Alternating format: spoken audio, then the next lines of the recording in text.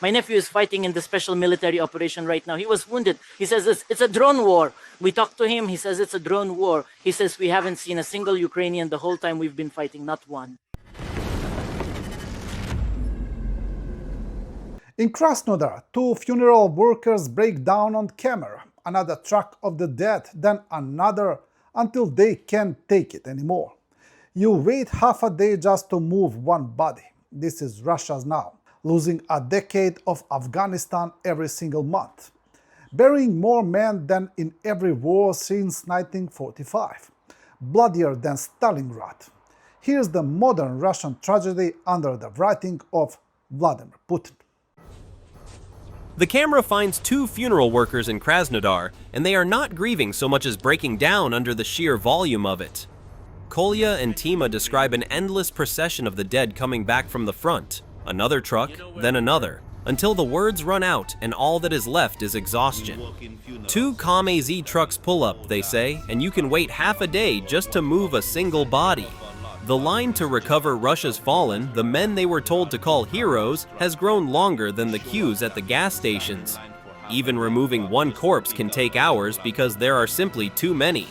We are specially trained people. You know where we work? We work in funeral services, damn it. Oh, damn, is it cargo 200 or what? Fuck, it's a hell of a lot, fuck. It's just a total disaster, damn it. There are two Kamaz truck there, damn it. You show up, damn it, and stand in line for half a day, fuck, just to pick up a regular corpse, damn it. Those two men, without meaning to, described something historians will study for a century. What is happening to the Russian army in Ukraine is not a bad war. It is a category of loss the modern world has not seen. The numbers are almost too large to feel. A study by the Center for Strategic and International Studies estimates Russia has suffered 1.4 million casualties in Ukraine, killed, wounded, and missing, a figure equal to roughly 1% of the entire country's population. Around 450,000 of those men are dead. Russia is losing between 30,000 and 35,000 soldiers a month while bringing in only about 27,000 recruits, a math problem with no solution, and it is now losing ground while it does so. To understand how far outside history this sits, look at what it took to produce comparable numbers before.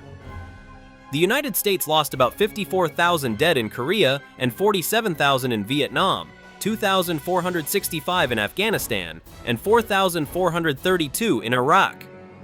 Russia's dead in Ukraine are more than 4 times all American combat deaths in every war combined since World War II. Against its own past, the comparison is even starker. Russian battlefield fatalities in Ukraine are more than 28 times the Soviet losses in Afghanistan across the entire 1980s, more than 18 times the toll of both Chechen wars, and more than 9 times every Russian and Soviet war combined since 1945. NATO's own chief put it in language anyone can grasp. In the 1980s, the Soviets lost 20,000 men in Afghanistan over 10 years, Mark Rutte said. And now Russia loses 30,000 in a single month. An entire decade of a previous generation's worst nightmare compressed into 4 weeks over and over again, and it keeps getting more lopsided. For much of the war, the ratio ran at 2 or 3 Russian casualties for every Ukrainian one, but in the first half of 2026 it climbed to nearly 8 to 1. 8 Russian families receiving the worst news for every Ukrainian family that does. By total casualties, the war has now likely surpassed the Battle of Stalingrad, long regarded as the bloodiest single battle in human history. The reason this is unprecedented is not only the size of the number, it is the shape of the strategy behind it. Russia chose attrition, accepting staggering losses in the belief it could grind Ukraine down before it ran out of men, and it has poured its soldiers into meat grinder assaults on places like Pokrovsk to gain ground by the meter. It took the Red Army 1,394 days to fight from the German invasion all the way to Berlin, and Russia has now spent that same span of time to barely reach a town 500 kilometers from Kyiv. A country that once measured war in captured capitals now measures it in body counts and traffic jams outside the morgue. That is what Kolya and Tima were really telling us. Not a statistic, but the ground truth of it, the trucks that never stop coming, and a nation quietly drowning in a loss it refuses to name. Russian propagandists came to an Oriole cemetery to glorify Putin's dead invaders. But one woman destroyed their fascist performance with a simple truth. Putin started this war and turned Russia into a factory that produces coffins instead of a future. Actually, our Putin got us involved in this war. So many people have died. Yes, of course. We should have built up the economy back then. They didn't come to your courtyard. Into the yard, if only they hadn't come. And so many people were just laid to rest. And they should have put in more. And did someone of yours die too, right? My nephew is fighting in the special military operation right now. He was wounded. He says it's a drone war. We talked to him. He says it's a drone war. He says we haven't seen a single Ukrainian the whole time we've been fighting, not one. Drones are everywhere. He says the whole sky is full of them, dropping mines. He got wounded too. That is what saved him. They had to buy their own body armor and helmets because what they were issued could be pierced with a nail. That is how they are. They need people. They don't give a damn about anyone. He said they bought everything with their own money, and he was shredded by those shrapnel cases. Right now, he is in Moscow at the Burdenko Institute or wherever he is lying there, wounded. Arms, legs. He lay unconscious for 5 hours. Our gene pool, the Russian gene pool, is like that. But they brought in all these Kyrgyz people here. Damn it! Who the hell needs them here? What is the use of them? Well, Where they do work they work? on construction Yeah, sites. they're busy with drug dealing. And they drag their women here, those veiled ones. They sit around in the courtyards. Where do they even get the money? You can't get them out of Pietrochka. They're always shopping, the cursed scoundrels. It's amazing what 4.5 years can do. Just look at how Russian war correspondent Alexander Sladkov has changed his tune. What do you think we will do when we win back the Donbas? The Denazification will not be fully achieved, all right? Yes, it won't.